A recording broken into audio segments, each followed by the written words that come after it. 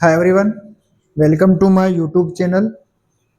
कक्षा 12 का हमारा जो पार्ट चल रहा था वो चल रहा था दो ध्रुवीयता का अंत। और इस पार्ट के सारे नोट्स मैंने आपको लिखा दिए, अच्छी तरह से समझा भी दिए। आज हम लोग क्या करेंगे, इस पार्ट के कुछ महत्वपूर्ण इंपॉर्टेंट क्वेश्चन हम देखेंगे। तो चलो चलते हैं, शुरुआत करते हैं। उससे पहले मैं आपको बता दूं कि पार्ट नंबर 1 चल रहा है हमारा, जिसका नाम है दो ध्रुवीयता का अंत। पार्ट नंबर 1 का नाम क्या है? दो ध्रुवीयता का अंत। लेकिन समझो पहले कि दो ध्रुवीय क्या होता है। दो ध्रुवीय का मतलब होता है दो देश। दो ध्रुवीय का मतलब क्या होता है? दो देश। कितने देश? दो देश। एक तो पश्चिमी गठबंधन और एक देश क्या कहलाया? पूर्वी गठबंधन। एक देश तो पश्चिमी गठबंधन कहलाया और एक देश क्या कहलाया? पूर्वी गठबंधन। ये जो पश्चिमी गठबंधन कहलाया ये तो कहलाया यूएसए, यानी कि संयुक्त राज्य अमेरिका। और जो पूर्वी गठबंधन था ये था सोवियत संघ। ये क्या था? सोवियत संघ। और सोवियत संघ के बारे में बहुत कुछ मैंने पढ़ा दिया, लिखा दिया। 1991 में इसका क्या हो गया था? अंत हो गया था। तो ध्यान रखना, दुनिया में एक समय ऐसा था जब पूरी दुनिया दो ताकतों में बटी हुई थी। दुनिया में एक समय ऐसा था जब पूरी दुनिया दो ताकतों में बटी हुई थी। एक तरफ तो कौन था? अमेरिका था, और दूसरी तरफ कौन था? सोवियत संघ। ठीक है, समझ में आ गया बच्चों आपको? चलते हैं अब इस पार्ट से जुड़े हुए कुछ इंपोर्टेंट क्वेश्चन।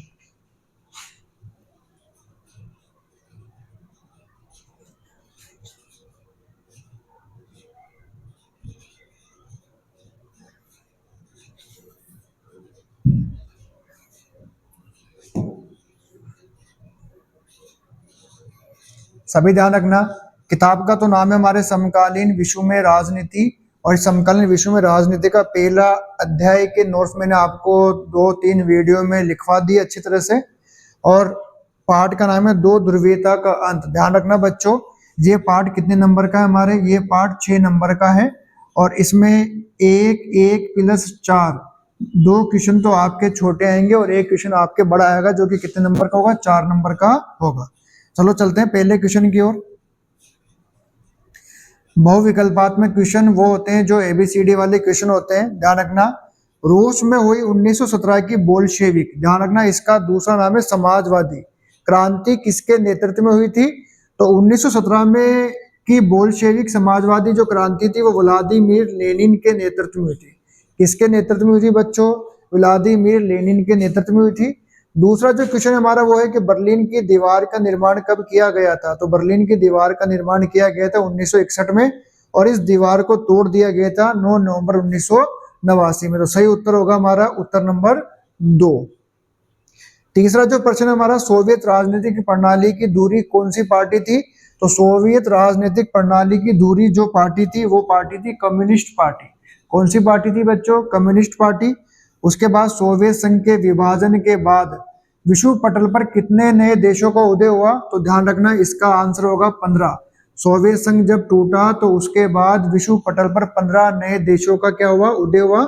उसके बाद अगला जो क्वेश्चन हमारा वो क्वेश्चन है कि शॉक थेरेपी को किस वर्ष अपनाया गया? तो याद कर लेना बच्चों, वेरी इंपॉर्टेंट क्वेश्चन है। शॉक थेरेपी को 1990 के वर्ष में अपनाया गया।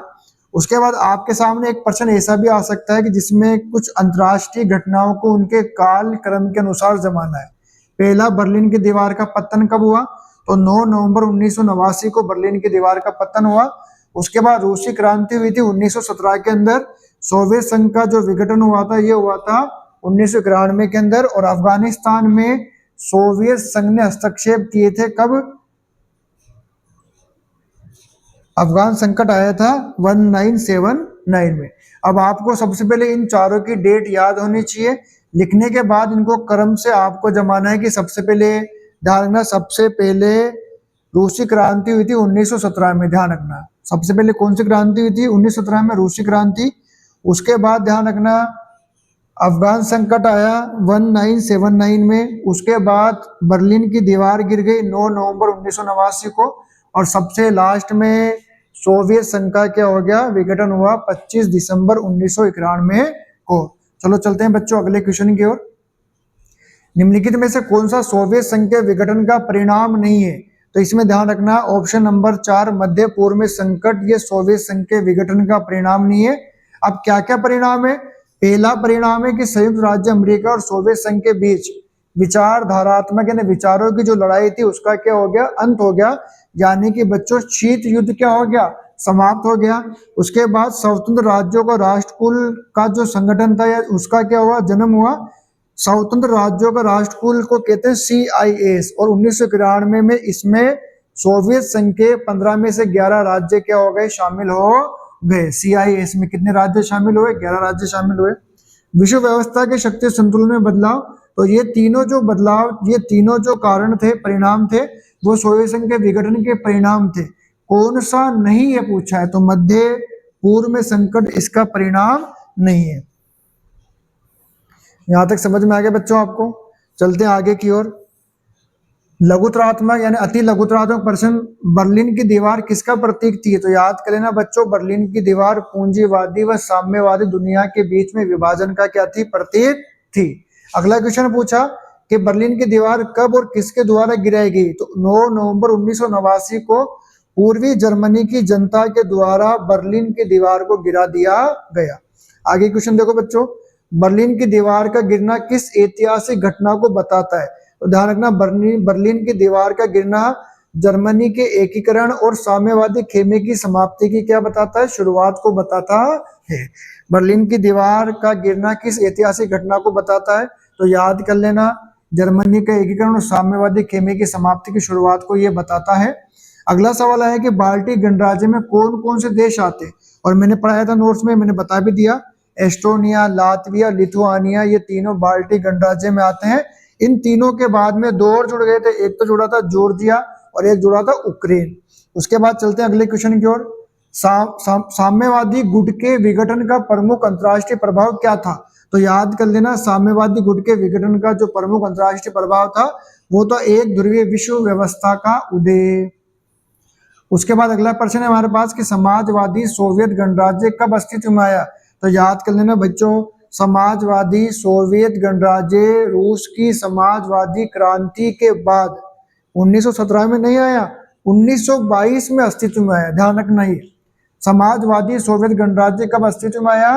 रूस की समाजवादी क्रांति के बाद 1922 में अस्तित्व में आया। उसके बाद देखो अगले क्वेश्चन में लेकर आया आपके लिए कि सोवियत संघ के नेतृत्व में पूर्वी यूरोप के देशों के, अगला जो क्वेश्चन हमारा वो है कि पश्चिम के साथ में शांतिपूर्ण सह अस्तित्व का सुझाव सोवियत संघ के किस राष्ट्रपति की देन है? तो याद कर लेना बच्चों, इसका सही आंसर होगा निकिता ख्रुश्चेव। इसने पश्चिम के साथ में शांतिपूर्ण सह अस्तित्व का सिद्धांत भी दिया है था। उसके बाद अगला, मिखाइल गोर्बाचेव ने आर्थिक और राजनीतिक सुधार हेतु तो किन दो नीतियों को अपनाया? वेरी इंपॉर्टेंट प्रश्न है। एक तो ग्लासनोस्ट की नीति अपनाई थी, दूसरी नीति अपनाई थी पेरेस्ट्रोइका। ग्लासनोस्ट का मतलब था खुलापन और पेरेस्ट्रोइका का मतलब था पुनर्रचना। उसके बाद अगला जो क्वेश्चन हमारा कि सोवियत संघ का विघटन कब हुआ? तो याद कर लेना, सोवियत संघ का विघटन हुआ था 25 दिसंबर 1991 को हुआ था। चलो चलते हैं अगले क्वेश्चन की ओर। सोवियत संघ के विघटन के समय अंतिम राष्ट्रपति कौन था? और अंतिम राष्ट्रपति था उस समय मिखाइल गोर्बाचेव, जिसका कार्यकाल था 1985 से लेकर 1991 तक। उसके बाद का अगला क्वेश्चन देखते हैं, किन देशों को दूसरी दुनिया कहा जाता है? तो याद कर लेना बच्चों, पूर्वी यूरोप के जो देश साम्यवादी खेमे से जुड़े हुए थे ना, उन देशों को ही दूसरी दुनिया कहा जाता है। उसके बाद का जो क्वेश्चन है वो है 1917 की रूसी क्रांति क्यों हुई थी? तो पूंजीवादी व्यवस्था के विरोध में हुई थी। ये समाजवाद के आदर्शों से प्रेरित थी और समता मूलक समाज की जरूरत की से भी प्रेरित थी। कौन सी क्रांति? 1917 की रूसी क्रांति। उसके बाद अगला क्वेश्चन है, शॉक थेरेपी का शाब्दिक अर्थ क्या होता है? तो याद कर लेना बच्चों, एक नंबर में पूछ लेता है, आघात पहुंचाकर उपचार करना। उसके बाद चलते हैं अगले प्रश्न की ओर। सोवियत संघ के विघटन के समय किन दो गणराज्यों में हिंसक अलगाववादी आंदोलन चले? तो याद कर लेना, एक तो चेचन्या और दूसरा दागिस्तान। एक तो चेचन्या, दूसरा दागिस्तान। उसके बाद देखो अगला,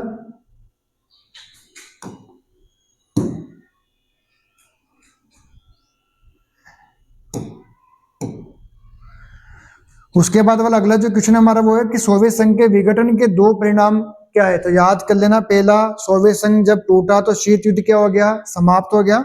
और एक ध्रुवीय विश्व व्यवस्था का क्या हो गया, पूरी दुनिया में उदय हो गया, उसका नाम था अमेरिका। अगला क्वेश्चन, पूर्व सोवियत संघ से स्वतंत्र हुए यानी आजाद हुए राष्ट्रों ने कौन सा नया संगठन बनाया? तो उन लोगों ने एक संगठन बनाया CIS, इसको हिंदी में कहते हैं स्वतंत्र राज्यों के राष्ट्रकुल संगठन या स्वतंत्र राज्यों का राष्ट्रकुल संगठन, और इंग्लिश में बोलते हैं Commonwealth of independent states. English में क्या बोलेंगे CIS को? Commonwealth of independent states. उसके बाद अगला जो क्वेश्चन था वो था कि चेकोस्लोवाकिया किन दो भागों में टूट गया? ये भी मैंने नोट्स में लिखा दिया। पहला जो भाग था वो था चेक और दूसरा जो था स्लोवाकिया। आज ये दोनों नए देश बनकर बने हुए हैं।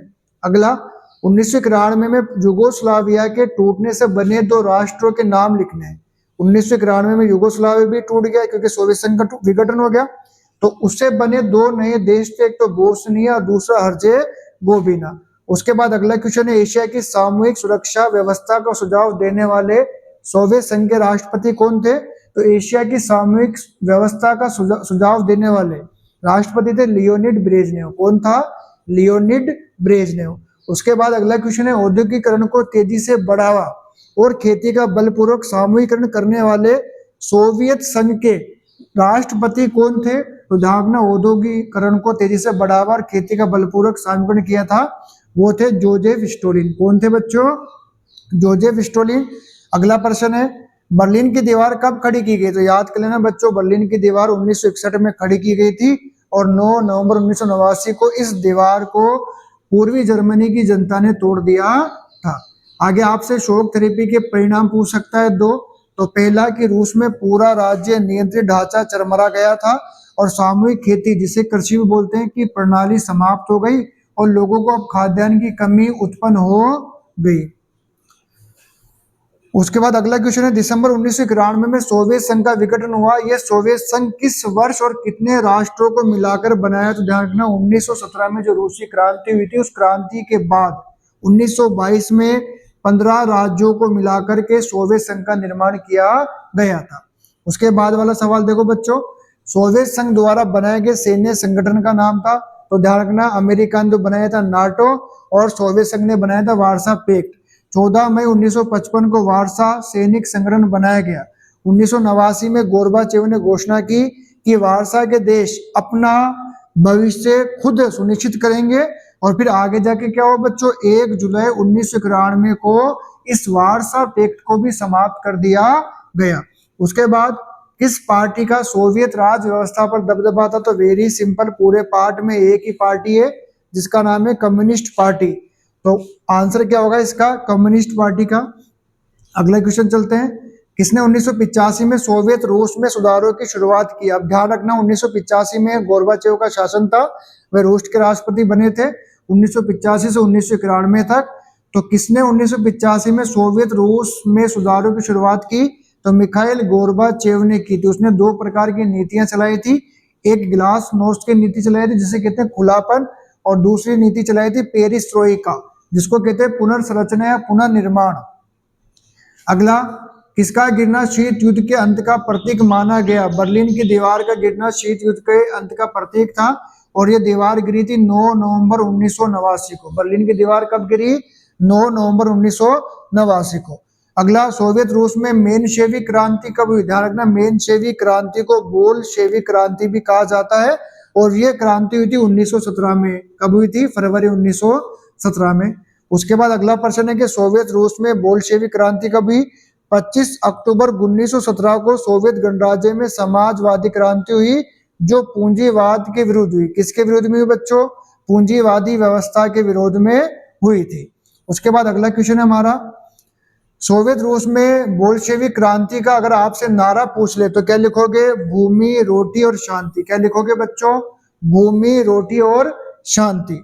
उसके बाद अगला क्वेश्चन है हमारा, सोवियत प्रणाली क्या थी? तो याद कर लेना बच्चों कि समाजवादी सोवियत गणराज्य जिसको USSR कहते हैं। क्या कहते हैं बच्चों? USSR बोलते हैं। इसमें 1917 में विकसित समाजवादी क्रांति जो पूंजीवादी व्यवस्था और निजी संपत्ति के खिलाफ विकसित हुई थी उसे ध्यान रखना बच्चों सोवियत प्रणाली कहा जाता है। ये भी आपसे 1 नंबर में पूछ सकता है या 2 नंबर में पूछ सकता है। उसके बाद अगला क्वेश्चन है, सोवियत संघ ने अफगानिस्तान में कब हस्तक्षेप किया? तो 1979 को 1979 में सोवियत संघ ने अफगानिस्तान में हस्तक्षेप किया था। उसके बाद चलते अगले प्रश्न की ओर। 1930 के दशक के भयानक आतंक के लिए रूस के कौन से राष्ट्रपति को जिम्मेदार माना गया? उस समय ध्यान रखना शासन किसका था? जोसेफ स्टोलिन का 1930 के दशक में। तो 1930 के दशक में भयानक आतंक के लिए रूस के जोसेफ स्टोलिन को जिम्मेदार माना जाता है। उसके बाद आगे चलते हैं। सोवियत संघ की संसद का अगर आपसे एबीसीडी में नाम पूछ ले तो क्या लिखोगे बच्चों? ड्यूमा। क्या लिखोगे? ड्यूमा। ये प्रश्न आपके खाली स्थान में भी आ सकता है। सोवियत संघ की संसद ... का नाम क्या है? तो उत्तर में क्या लिखोगे आप? ड्यूमा। अगला प्रश्न चलते हैं। शॉक थेरेपी की 3 मान्यताएं क्या थी? तो पहली जो मान्यता थी बच्चों वो थी राज्य की संपदा का निजीकरण। दूसरा, सामूहिक कृषि फार्म को किसमें बदल दिया जाना? निजी कृषि फार्म में बदलना। तीसरा, साम्यवाद की जगह पूंजीवाद को मंजूर किया गया।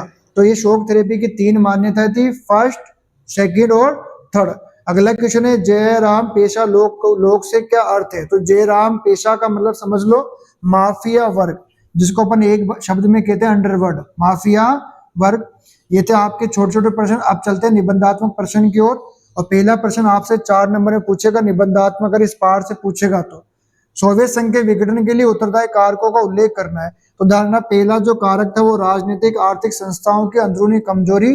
कई वर्षों तक सोवियत संघ की अर्थव्यवस्था के गतिरोध होने के कारण यहाँ की राजनीतिक और आर्थिक संस्थाएं अंदरूनी रूप से कमजोर हो गई थी, जिससे कि लोगों की आकांक्षा पूरी नहीं हो सकी। उपभोक्ता वस्तुओं की बड़ी कमी हो गई और लोग अपनी राज व्यवस्था को शक की नजर से देखने लगे। दूसरा, परमाणु और सैन्य सामान पर अत्यधिक खर्च किया जाना। पूंजीवादी देशों के साथ प्रतिस्पर्धा दौड़ में के कारण सोवियत संघ ने अपनी अर्थव्यवस्था का अधिकांश हिस्सा कहां कहां पर लगाया? परमाणु हथियारों में लगाया और सैन्य साजो सामान पर खर्च किया।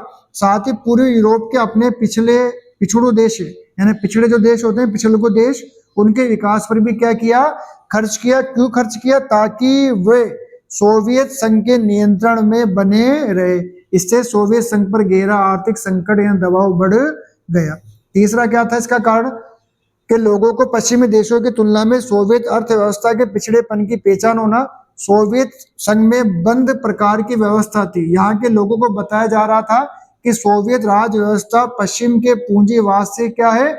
बेहतर है। लेकिन जब वहां के लोगों को पता चला कि सोवियत संघ पिछड़ चुका है, तब वहां के लोगों को राजनीतिक और मनोवैज्ञानिक रूप से क्या लगा बच्चों?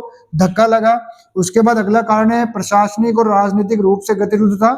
इसको यहाँ से पढ़ लेना, उतार लेना और समझ लेना। उतारो, 1 मिनट का टाइम दे रहा हूं।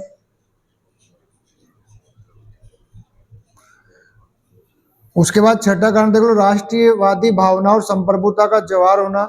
इसमें रूस, यूक्रेन, जॉर्जिया और बाल्टिक गणराज्यों में राष्ट्रीयता और संप्रभुता के भावों का उभार सोवियत संघ के विघटन का अंतिम और सबसे तात्कालीन कारण सिद्ध हुआ। उसके बाद प्रश्न नंबर 2, शीत युद्धोत्तर भारत सोवियत संघ संबंधों का वर्णन करना है। इसको भी आप यहां से देखकर लिख लेना। 1 मिनट।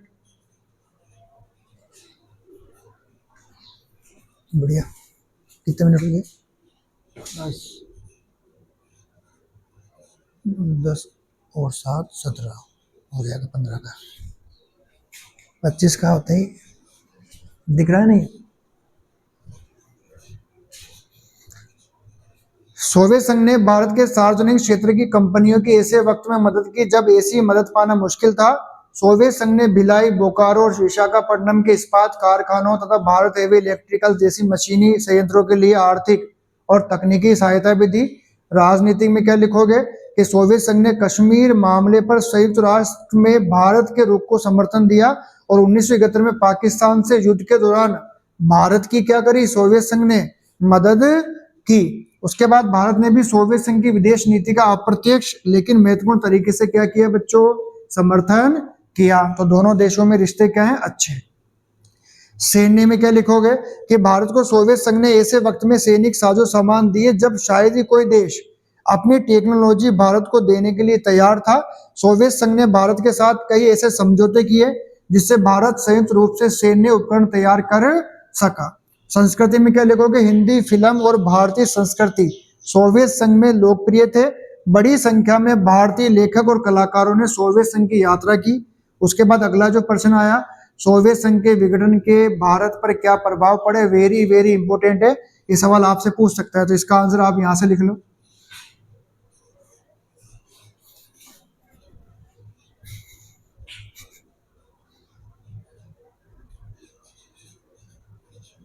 लिख रहे हैं? उसके बाद चलते हैं आगे। पहले इसको लिखना है। ये सारा आपको मेरे नोट्स में मिल जाएगा। बस आपको काम क्या करना है कि मेहनत से, पूरे जुनून से, जोश से आपको पहले लेसन को याद करना अच्छे तरीके से। बहुत जल्दी मैं लाइव आकर इस पहले लेसन का टेस्ट भी लेने वाला हूँ। आपको बस क्या करना है, रोज का रोज इनको पढ़ना है, ऑटोमेटिक आपको ये आसानी से याद हो जाएंगे। उसके बाद ये है आगे, अगला प्रश्न है कि सोवियत संघ के विघटन के बाद भारत को अपनी विदेश नीति बदलनी चाहिए और रूस जैसे परंपरागत मित्र की जगह संयुक्त राज्य अमेरिका से दोस्ती करने पर ध्यान देना चाहिए। पोस्टर डलेस के अनुसार क्या कहा कि अंतर्राष्ट्रीय राजनीति में न तो स्थायी मित्र होता है और न ही कोई स्थायी शत्रु भी होता है। एक राष्ट्र के हित ही स्थायी होते हैं। अतः भारत को अपने राष्ट्रीय हित देखते हुए अमेरिका से दोस्ती को और अधिक घनिष्ठ कर लेना चाहिए। फिर अब अमेरिकी वर्चस्व से कैसे निपटा जाए, तो इसको यहां से आप पढ़ लेना। उसके बाद आगे चलते हैं बच्चों। अगला क्वेश्चन है 1900 सोवियत संघ के विघटन के परिणाम वेरी वेरी इंपॉर्टेंट है, नोट्स में से पढ़ लेना। अथवा में क्या दिया है कि 1991 में सोवियत संघ के पतन के परिणाम स्वरूप विश्व राजनीति में मोटे तौर पर 3 प्रकार के दूरगामी परिवर्तन हुए, और वो परिणाम कौन कौन से हुए तो देख लेना। विघटन के परिणाम 1991 में सोवियत संघ के पतन के परिणाम स्वरूप विश्व राजनीति में मोटे तौर पर 3 प्रकार के परिवर्तन हुए। पहला तो सबसे सिंपल जो परिवर्तन हुआ वो हुआ कि शीत युद्ध के दौर के संघर्ष की क्या हो गई, समाप्ति हो गई, और एक नई शांति की संभावना का क्या हुआ, जन्म हुआ। इसको यहां से उतार लेना। दूसरा, विश्व की राजनीति में शक्ति संबंध बदल गए, इसको भी यहां से उतार लेना। तीसरा, सोवियत खेमे के अंत का क्या होगा, एक अर्थ नए देशों का उदय था। इन सभी देशों की स्वतंत्र पहचान बनी। इनमें से कुछ पूर्वी यूरोप के देश यूरोपीय संघ और नाटो का हिस्सा बनना चाहते थे, लेकिन इन देशों ने रूस के साथ अपने मजबूती के रिश्ते जारी रखे और पश्चिमी देशों जैसे कि अमेरिका और अन्य देशों के साथ भी संबंध बनाए रखे। ये थे बच्चों कुछ इंपोर्टेंट क्वेश्चन जिसको मैं आपके लिए लेकर आया हूँ। जैसे पूरे पार्ट के नोट्स हो जाएंगे, हर पार्ट जैसे जब खत्म होगा हमारा, समाप्त होगा, उसी के बाद हम उन पार्ट के क्या लेकर आएंगे, छोटे छोटे क्वेश्चन। जो पार्ट जितने नंबर का होगा उस पार्ट को उसी के हिसाब से तैयारी करेंगे। एक बार वापस देख लो आप, समकालीन विश्व में राजनीति किताब है, अध्याय नंबर 1, 2 ध्रुवीयता का हम पढ़ रहे हैं, 6 अंकों का पार्ट है, ये इसके क्वेश्चन है।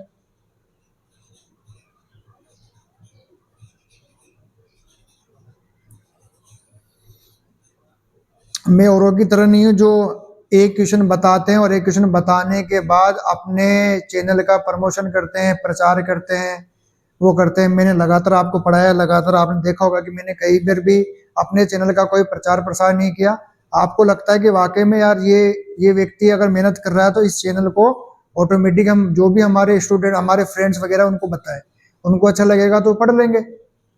बाकी जो पढ़ेगा उसका तो फायदा 100% पूरा होगा, इस बात की मेरी खुद की गारंटी। जब तक तोड़ेंगे नहीं तब तक छोड़ेंगे नहीं।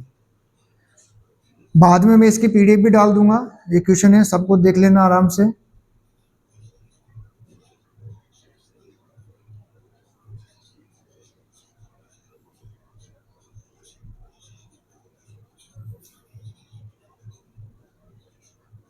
रिमोट से करने इसका, रिमोट से अलग अलग नीचे कर, रिमोट से अलग अलग नीचे करना।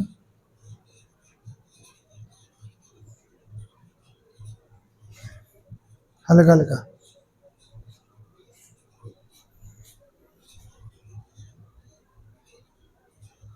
मैं थोड़ा देखने दे, थोड़ा देखने दे।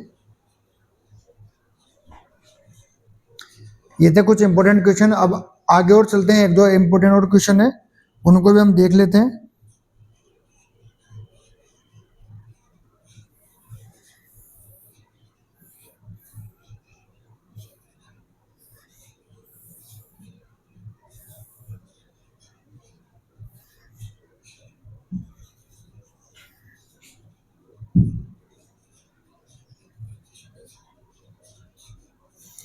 पहला क्वेश्चन है कि यूरोपीय संघ का गठन किन परिस्थितियों में हुआ, तो दूसरा विश्व युद्ध हुआ। उसके पश्चात यूरोप के अनेक नेता यूरोप के सवालों को लेकर परेशानी में थे। क्या थे बच्चों? परेशानी में थे।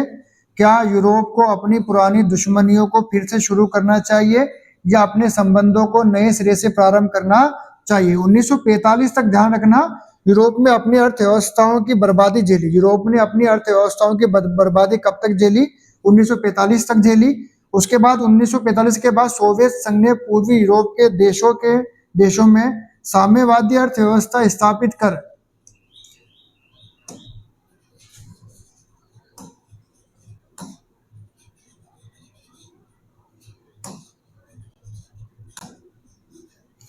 साम्यवादी अर्थव्यवस्था को स्थापित कर उन्हें अपने शिकंजे में ले लिया। ऐसे में संयुक्त राज्य अमेरिका ने पश्चिमी यूरोप के देशों के साम्यवादी के चंगुल से बचाने के लिए सामूहिक सुरक्षा नीति के अंतर्गत नाटो, जिसका पूरा नाम है उत्तर अटलांटिक संधि संगठन की क्या कर दी बच्चों? स्थापना कर दी।